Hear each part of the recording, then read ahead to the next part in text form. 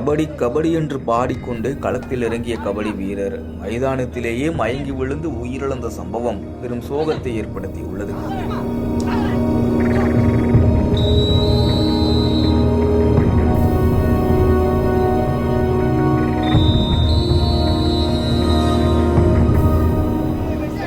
மருத்துவமனை சென்று அறுவை சிகிச்சை செய்தும் உயிர் பிரிந்த நிலையில் இறுதி ஊர்வலத்தில் ஆயிரக்கணக்கான கபடி வீரர்கள் அணிதிரண்டு வந்து அஞ்சலி செலுத்தினர்.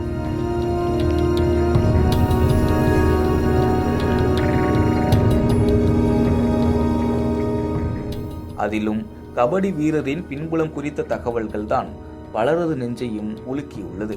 விருதுநகர் மாவட்டம் காரியாபட்டி அருகே உள்ள மந்திரி ஓடை பகுதியைச் சேர்ந்தவர்தான் 22 வயதான ஜெகன்.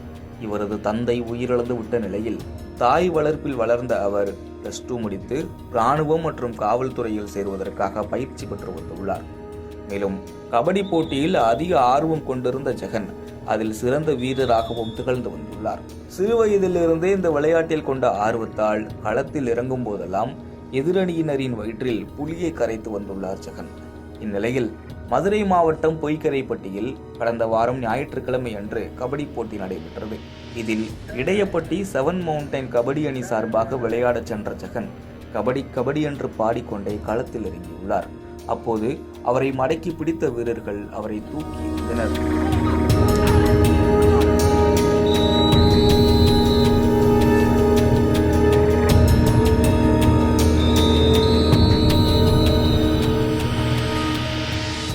இதில் கீழே விழுந்த ஜெகன் கபடி மைதானத்திலேயே மயங்கிய நிலையில் தண்ணீரை தெளித்த பின்னரும் எழாமல் இருந்ததால் பதறிப்போன வீரர்கள் அவரை மதுரை ராஜாஜி அரசு மருத்துவமனைக்கு சிகிச்சைக்காக கொண்டு சென்றனர். அங்கு பரிசோதித்த மருத்துவர்கள் ஜெகனுக்கு தலையின் பின்புறம் உள்ள சுவாச நரம்பு செயலிழந்து விட்டதாக கூறியுள்ளனர். தொடர்ந்து அறுவை சிகிச்சை செய்தும் சிகிச்சை பலனின்றி பரிதாபமாக உயிரிழந்தார் ஜெகன். இதனால் அதிர்ந்து போன சக வீரர்கள் ஜெகனின் இறுதி ஊர்வலத்தில் சாறை சாறையாக பங்கேற்று அஞ்சலி செலுத்தினர்.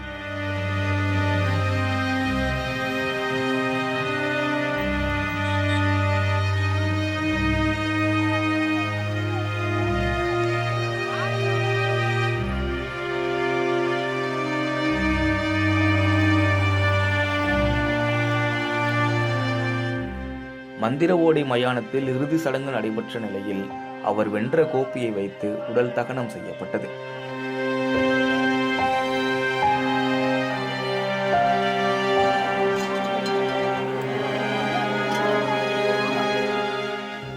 இதில் மதுரை, விருதுநகர் மற்றும் பல்வேறு பகுதிகளைச் சேர்ந்த 1000க்கும் மேற்பட்ட கபடி வீரர்கள் பங்கேற்று ஜெகனுக்கு அஞ்சலி செலுத்தினர். கபடி போட்டியில் விளையாடிய போது மைதானத்திலேயே மயங்கி விழுந்த வீரர் சிகிச்சை பலனின்றி உயிரிழந்த சம்பவம் அதிர்ச்சியை ஏற்படுத்தியுள்ளது. தந்தை இறந்துவிட்ட சூழலில் தாய் ஒற்றையாளாக போராடி மகனை வளர்த்த நிலையில் கபடி போட்டியால் உயிர் பிரிந்திருப்பது பெரும் சோகத்தை ஏற்படுத்தியுள்ளது.